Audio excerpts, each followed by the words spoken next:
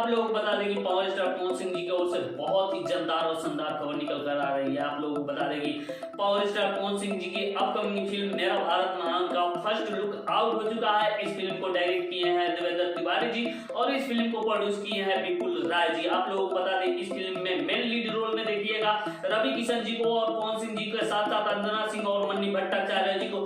आप लोगों को बता दें यह फिल्म पूर्ण रूप से देशभक्ति है और आप लोगों को ये भी बता दें ये फिल्म पूर्ण रूप से एक्शन पैक होने वाली है। एक्शन के साथ साथ रोमांस का भी मजा आप लोगों को भरपूर देखने को मिलेगा इस फिल्म में। बात से नहीं तो उसके बाद में हथियार से समझाया जाएगा। किसको समझाया जाएगा ये आप अनुमान लगा सकते हैं कि ये टोटली पाकिस्तान को समझाया जाएगा, पहले बात से नहीं तो हथियार से। चलते चलते वीडियो को कर दीजिए लाइक और चैनल पे पहली बार आए हैं तो चैनल को कर दीजिए सब्सक्राइब। जय हिंद, वंदे मातरम।